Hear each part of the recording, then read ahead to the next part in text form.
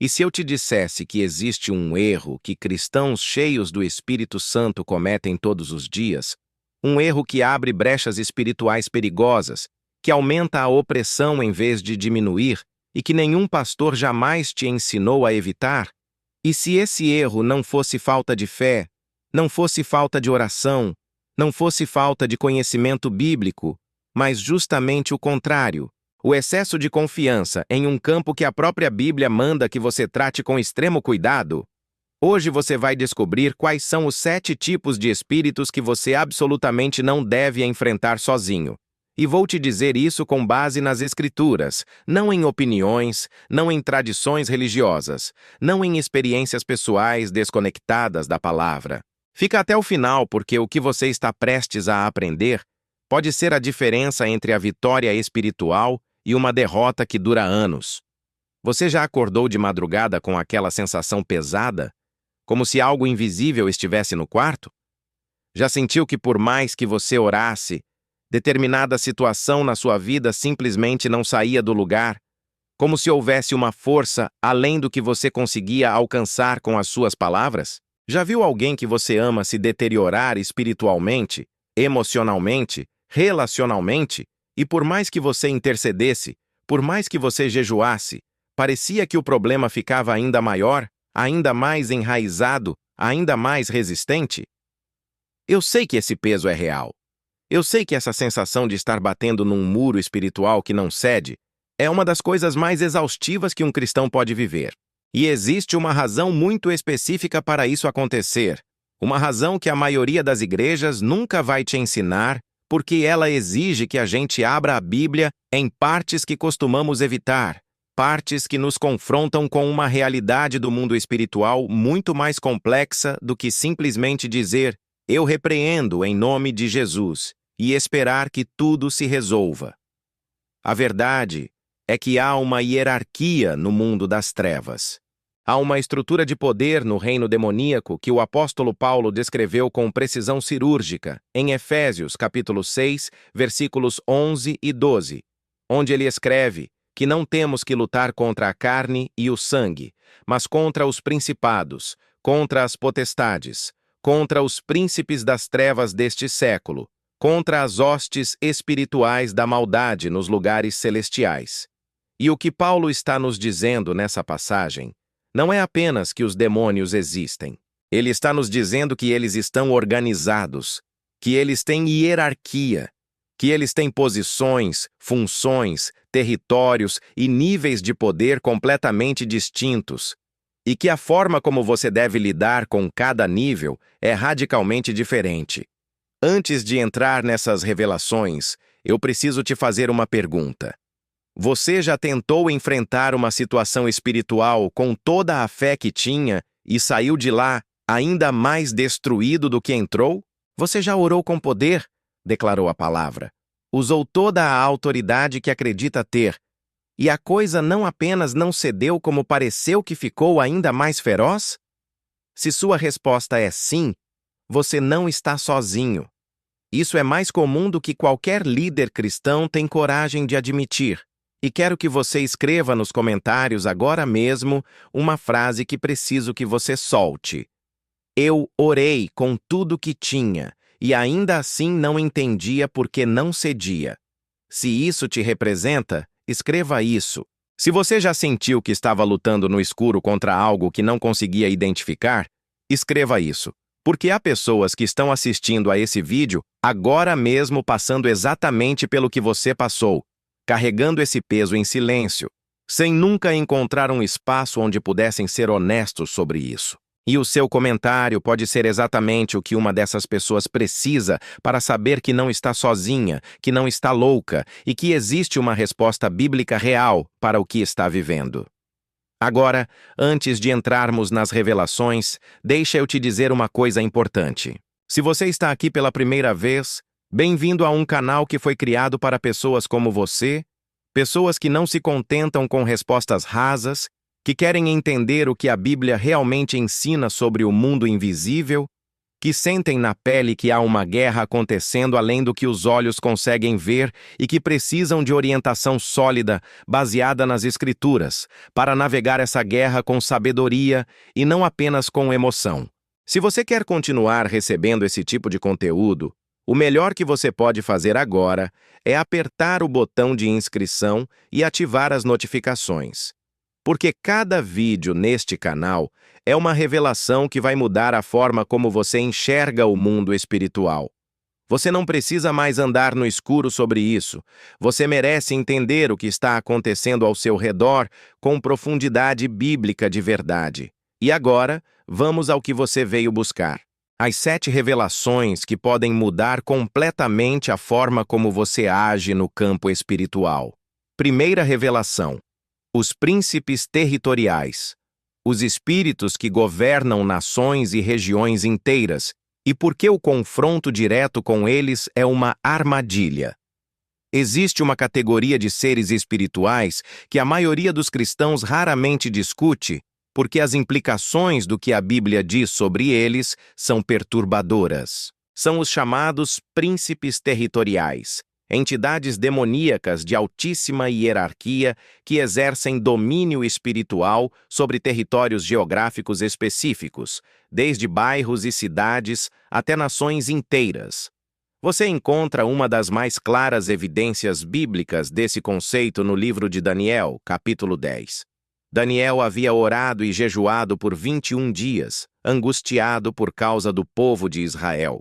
Era uma oração genuína, profunda, carregada de fervor e humildade, uma das orações mais intensas registradas nas Escrituras.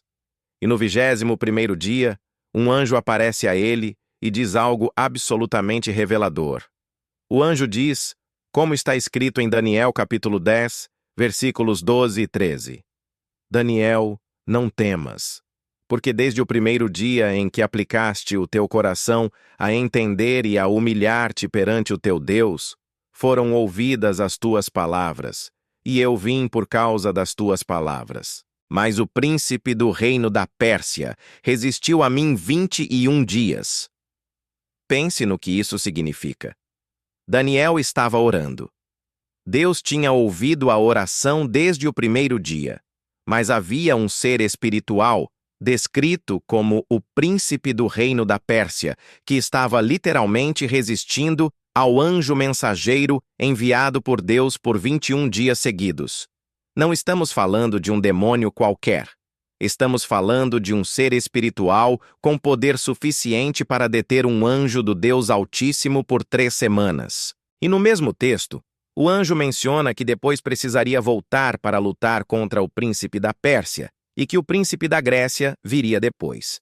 Em Daniel capítulo 10, versículo 21, o anjo faz referência ainda ao príncipe Miguel, o arcanjo, que o auxiliou nessa batalha. Isso nos revela uma estrutura de guerra espiritual em nível territorial, que vai muito além do que a maioria dos crentes imagina quando fala em guerra espiritual.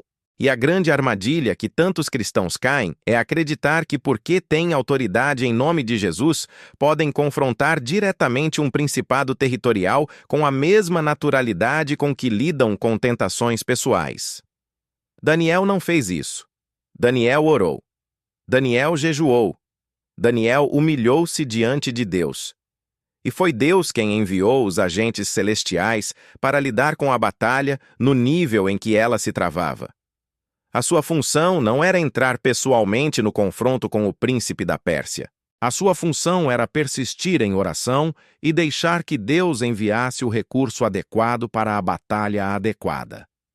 O problema quando cristãos confrontam diretamente principados territoriais não é que eles não tenham fé.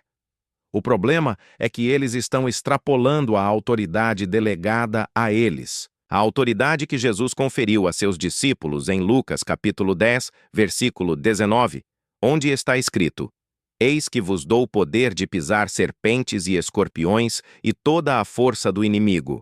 É uma autoridade específica para o propósito específico de avançar o evangelho e proteger o crente. Não é uma comissão aberta para confrontar entidades de nível arquidemônico sem orientação e sem cobertura. E a consequência de fazer isso sem sabedoria pode ser uma pressão espiritual que o indivíduo não está equipado para suportar, abrindo brechas que levam anos para serem fechadas. Segunda revelação: os espíritos de morte e de suicídio, e por que tentar removê-los sem a devida cobertura espiritual é extremamente perigoso. Essa revelação vai tocar em algo que muitos crentes têm medo de abordar, porque envolve situações de extrema vulnerabilidade. Existem espíritos que a tradição bíblica e a prática da cura e libertação identificam como espíritos de morte, espíritos que operam sobre pessoas em situações de extrema fragilidade emocional, espiritual e física. Não estamos falando de morte no sentido literal de um ser que causa acidentes físicos. Estamos falando de um padrão espiritual de opressão que se manifesta como desejo de morrer, ausência total de esperança, ideação de autodestruição, pensamentos intrusivos de que seria melhor não existir. E a questão aqui não é apenas teológica, é prática e urgente. O que a Bíblia nos ensina sobre esse tipo de situação aparece de forma clara no Evangelho de Marcos, capítulo 9, versículos 17 ao 29, onde um homem traz seu filho ao Jesus e descreve um espírito que o atirava para o fogo e para a água para o destruir. A descrição em Marcos, capítulo 9, versículo 22, é um espírito com intenção deliberada de matar. Quando os discípulos tentaram lidar com esse espírito antes de Jesus chegar, eles falharam. E quando Jesus perguntou por que eles não conseguiram expulsar aquela entidade, ele disse algo que ficou registrado em Marcos capítulo 9, versículo 29. Esta casta não pode sair senão com oração e jejum. Esse versículo é devastador para a teologia simplista que diz que qualquer crente pode enfrentar qualquer tipo de espírito com uma simples repreensão verbal. Jesus está dizendo que existem categorias de entidades espirituais que requerem um nível de preparação espiritual completamente diferente, um nível de santidade, de humildade, de intimidade com Deus que não se improvisa no momento da batalha. Exige preparo. E o cristão que entra em contato com alguém que está sendo oprimido por um espírito de morte, sem estar coberto, sem estar preparado, sem ter orientação pastoral adequada, corre o risco não apenas de ser ineficaz, mas de atrair sobre si mesmo uma pressão espiritual considerável. Não porque o poder de Jesus seja insuficiente, mas porque a autoridade delegada opera dentro de uma estrutura de cobertura espiritual e maturidade que precisa ser respeitada. Terceira revelação: os espíritos ligados por pactos, aqueles que operam através de vínculos geracionais e familiares, e por que confrontá-los isoladamente é uma batalha que raramente termina bem. Existe uma categoria de operação demoníaca que aparece nas Escrituras repetidamente e que tem a ver com vínculos estabelecidos através de gerações, acordos feitos por antepassados que abriram portas espirituais, as quais permanecem abertas décadas e até séculos depois. O livro do Êxodo, capítulo 20, versículos 5 e 6, registra quando Deus diz: Eu, o Senhor teu Deus, sou Deus zeloso, que visito a iniquidade dos pais nos filhos, até a terceira e quarta geração daqueles que me odeiam, e faço misericórdia por milhares aqueles que me amam e guardam os meus mandamentos. Esse texto não está dizendo que Deus pune filhos pelos pecados dos pais no sentido de culpa transferida. Está descrevendo uma realidade espiritual que qualquer conselheiro pastoral experiente conhece, que certas formas de escravidão espiritual atravessam gerações porque as portas abertas por acordos do passado não se fecham automaticamente com o passar do tempo. Quando alguém tenta confrontar diretamente um espírito que opera dentro de um padrão geracional, especialmente em sua própria vida ou na vida de alguém da família, sem o processo adequado de identificação das portas abertas, de renúncia aos acordos ancestrais e de cura das feridas que essas estruturas criaram, o resultado, frequentemente, é uma intensificação do ataque espiritual e não a libertação. Isso não é falta de fé, é falta de método. É falta da sabedoria que Paulo descreve em Efésios capítulo 6, versículo 11, quando manda que nos revistamos de toda a armadura de Deus para que possamos estar firmes contra as ciladas do diabo. A palavra ciladas não é por acaso. O diabo é estratégico. Ele usa o orgulho espiritual do crente, a crença de que basta ter fé e autoridade para enfrentar qualquer coisa, para atrair o cristão despreparado para batalhas que ele ainda não tem condições de vencer. Não porque o poder de Deus seja insuficiente, mas porque o crente ainda não percorreu o processo de crescimento espiritual que essa batalha exige. Quarta revelação: os espíritos de Lúcifer, os que se disfarçam de anjo de luz. E por que eles são os mais perigosos de todos? Porque enganam primeiro. O apóstolo Paulo escreveu em 2 Coríntios capítulo 11, versículo 14, uma das advertências mais sérias de toda a Bíblia. E não é maravilha, porque o próprio Satanás se transfigura em anjo de luz. Isso significa que existe uma categoria de operação demoníaca que não se apresenta com rostos assustadores, com manifestações violentas, com pressão opressiva imediata. Pelo contrário, ela se apresenta com luz, com revelação, com sabedoria aparente, com experiências espirituais que parecem genuínas, que produzem emoção, que provocam o que parece ser crescimento espiritual, mas que na verdade estão distorcendo sutilmente a fé do crente, afastando-o da palavra, tornando-o dependente de experiências e não da verdade bíblica. Esse tipo de espírito é o mais difícil de enfrentar, porque a batalha não é de poder, é de discernimento. E o crente que tenta confrontar diretamente um espírito de engano sem o firme fundamento da palavra de Deus e sem a cobertura de outros irmãos maduros, frequentemente termina confuso, dividido e às vezes até seduzido pela própria entidade que tentou combater. O apóstolo João advertiu em 1 João capítulo 4, versículos 1 e 2. Amados, não creiais em todo espírito, mas provai os espíritos se são de Deus, porque muitos falsos profetas têm saído pelo mundo fora. Provar os espíritos exige conhecimento, exige discernimento cultivado na oração, no estudo das Escrituras e na submissão a um corpo de crentes maduros. Não é algo que se faz impulsivamente, individualmente, na força do próprio entendimento.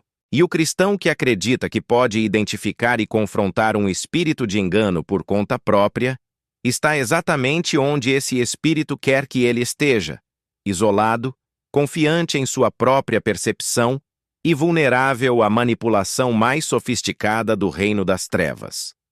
Quinta revelação: os príncipes das águas e espíritos de lugar, entidades ligadas a territórios físicos específicos, e por que visitá-los ou confrontá-los sem missão específica é imprudência espiritual. Essa é uma das categorias menos discutidas no meio cristão evangélico, mas que tem sólido fundamento nas Escrituras.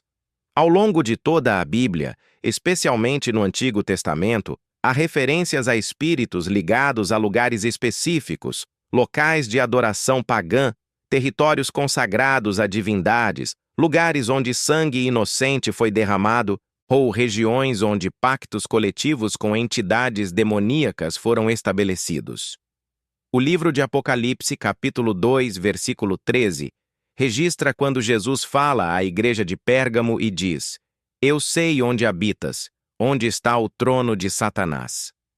Isso é uma referência geográfica.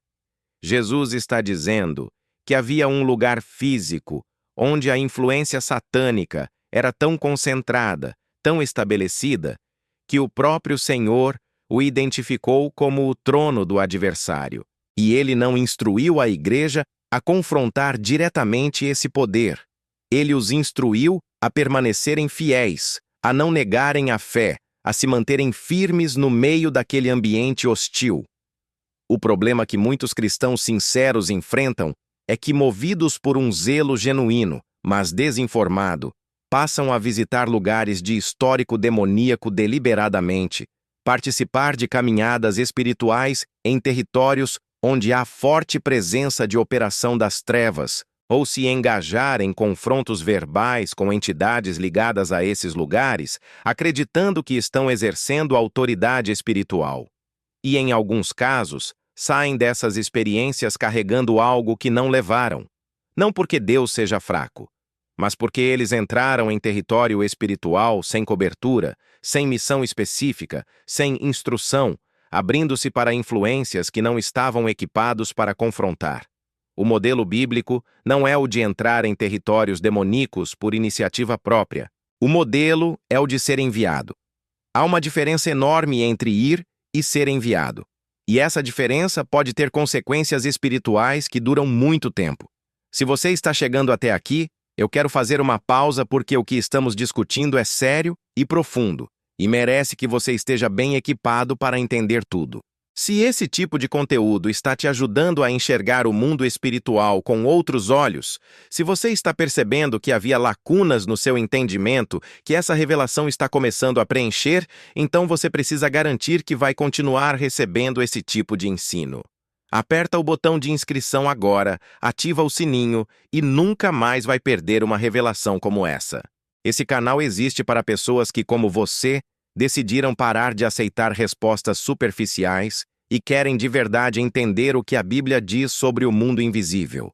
Você merece essa equipagem espiritual. E o melhor lugar para continuar construindo essa compreensão é bem aqui. Sexta revelação.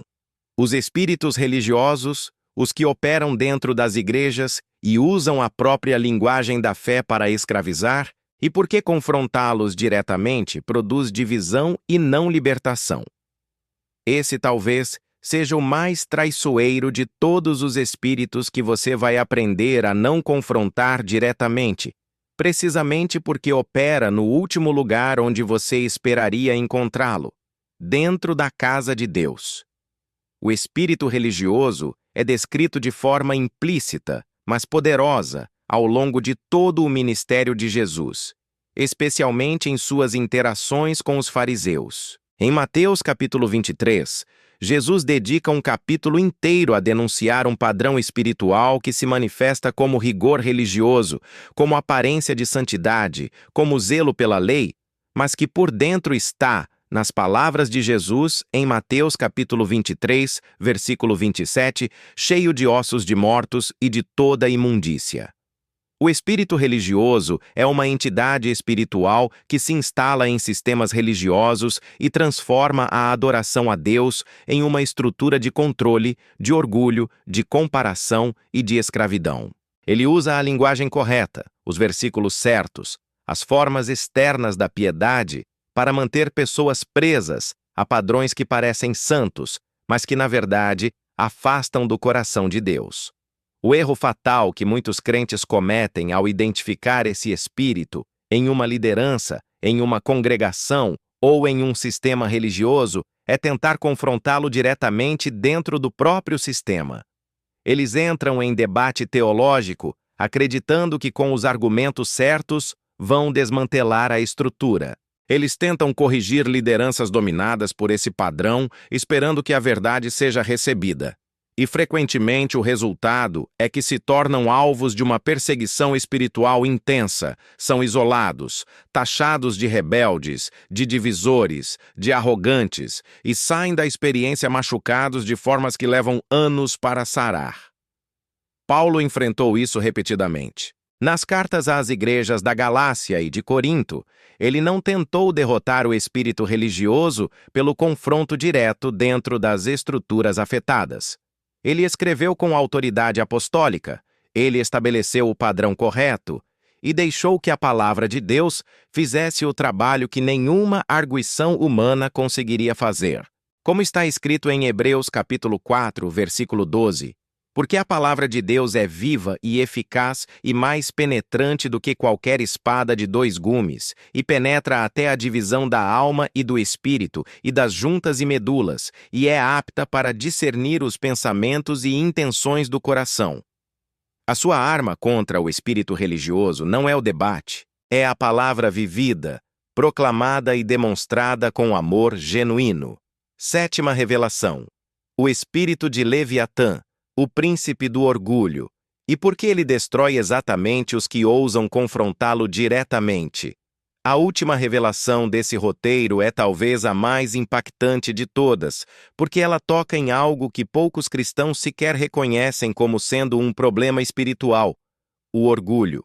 O livro de Jó, capítulo 41, contém uma das descrições mais extraordinárias de toda a Bíblia, uma entidade chamada Leviatã, descrita com uma riqueza de detalhes que vai muito além do que seria necessário para descrever simplesmente um animal. No versículo 34 desse capítulo, Deus diz sobre Leviatã: ele olha para tudo o que é elevado, é rei sobre todos os filhos da soberba. Esse versículo é chave. Leviatã não é apenas descrito como um ser poderoso. Ele é descrito como rei sobre os filhos da soberba, o que na linguagem bíblica é uma referência ao seu domínio sobre todo o reino do orgulho, tanto o orgulho humano quanto as operações espirituais que se alimentam e são potencializadas pelo orgulho humano. A conexão entre Leviatã e Lúcifer aparece em Isaías, capítulo 27, versículo 1, onde está escrito: naquele dia, o Senhor com a sua espada rija, grande e forte, visitará o Leviatã, a serpente veloz, e o Leviatã, a serpente tortuosa, e matará o dragão que está no mar. E em Isaías, capítulo 14, versículos 12 a 15, a queda de Lúcifer é descrita em termos de orgulho.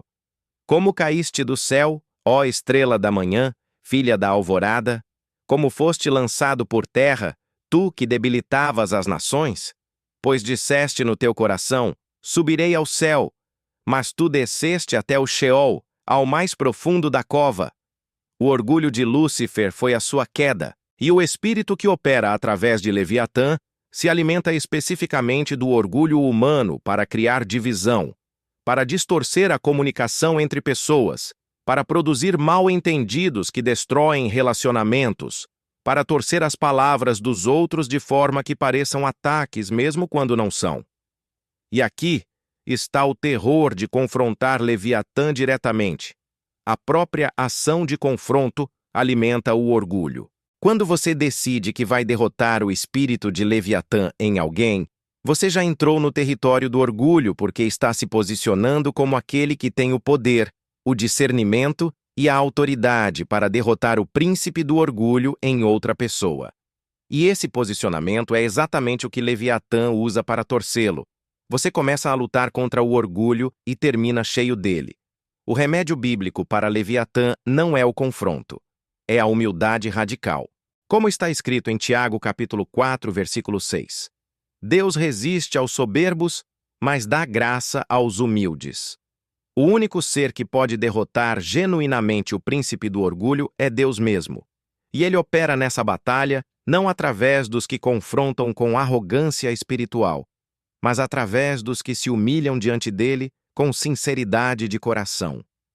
E agora, chegamos ao ponto mais importante de tudo que foi dito até aqui. Porque você pode estar se perguntando: então, o que eu faço?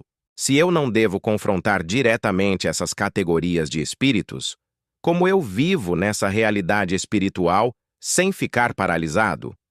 A resposta está em um dos textos mais completos sobre guerra espiritual de toda a Bíblia, Efésios capítulo 6, versículos 13 a 18, onde Paulo escreve: portanto, tomai toda a armadura de Deus, para que possais resistir no dia mau, e, havendo feito tudo, ficar firmes. Ficai, pois, firmes, tendo cingidos os vossos lombos com a verdade, e vestida a couraça da justiça, e os pés calçados com a preparação do evangelho da paz, tomando sobretudo o escudo da fé, com o qual podereis apagar todos os dardos inflamados do maligno. Tomai também o capacete da salvação e a espada do Espírito, que é a palavra de Deus, orando em todo o tempo com toda oração e súplica no Espírito. Perceba que Paulo não diz: vá atacar. Ele diz: ficai firmes. Ele diz: resistir. Há uma enorme diferença entre resistir e atacar. Resistir pressupõe que o ataque virá de fora para dentro. Atacar pressupõe que você vai ao encontro do inimigo. E nas batalhas espirituais mais sérias, especialmente contra as categorias de entidades que discutimos nesse vídeo, o seu papel não é o de atacante. É o de sentinela, o de intercessor, o de alguém que permanece firme na palavra enquanto Deus envia os agentes celestiais adequados para a batalha que se trava nos lugares celestiais. Como aconteceu com Daniel. Como aconteceu com Eliseu quando seus olhos foram abertos em 2 Reis capítulo 6, versículo 17. E ele viu que os que estavam com ele eram mais do que os que estavam com os inimigos. Como aconteceu em Apocalipse capítulo 12, versículo 11, onde está escrito que os santos venceram o acusador pelo sangue do Cordeiro e pela palavra do seu testemunho. A sua vitória espiritual não depende do seu nível de agressividade no confronto espiritual. Ela depende da sua fidelidade ao Deus que travou a batalha mais importante já travada na história do universo, quando Jesus Cristo morreu na cruz, desceu ao Hades e ressuscitou com as chaves da morte e do inferno, como está declarado em Apocalipse capítulo 1, versículo 18. A autoridade não é sua.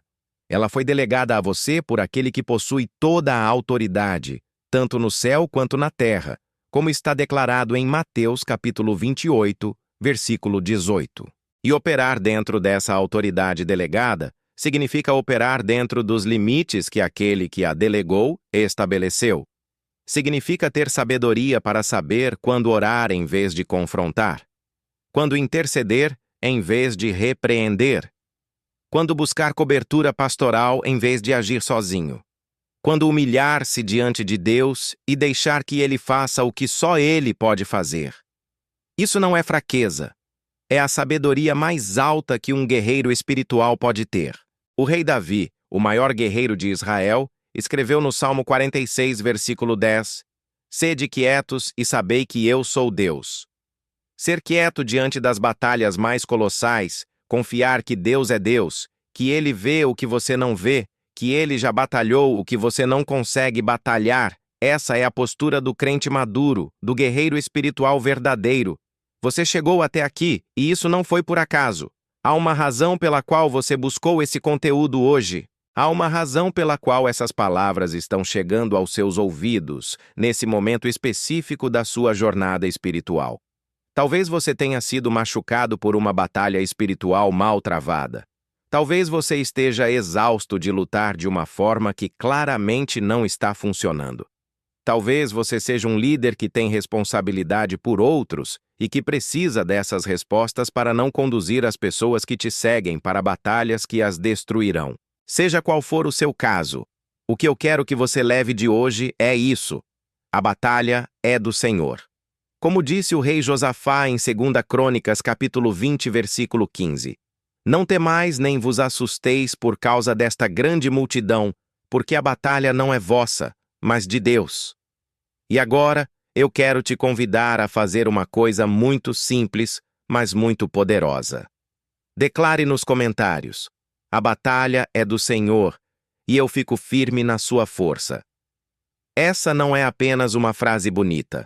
É uma declaração de fé que posiciona você corretamente diante de cada batalha espiritual que você ainda vai enfrentar. É uma declaração que reorienta o seu coração da autoconfiança espiritual para a dependência radical daquele que tem todo o poder. E se esse vídeo tocou algo profundo em você, compartilha com alguém que você sabe que está travando batalhas espirituais sozinho, alguém que está exausto, que está confuso, que precisa dessa perspectiva bíblica tanto quanto você precisava. E se você ainda não está inscrito nesse canal, agora é o momento. Não porque o canal precisa de números, mas porque você precisa continuar sendo equipado. A guerra espiritual não termina depois de um vídeo. Cada semana há novas revelações esperando por você aqui. Revelações que vão aprofundar seu entendimento do mundo invisível, fortalecer sua fé, clarear o que a Bíblia realmente diz sobre a batalha em que você vive. Esse canal é o espaço seguro que a maioria das igrejas nunca te deu para fazer as perguntas que você sempre teve medo de fazer sobre o mundo espiritual. Aperta o botão de inscrição, ativa o sininho e entra nessa jornada de revelação bíblica profunda com a gente. Até o próximo vídeo. Que a paz de Cristo guarde o seu coração e a sua mente, como está escrito em Filipenses capítulo 4, versículo 7.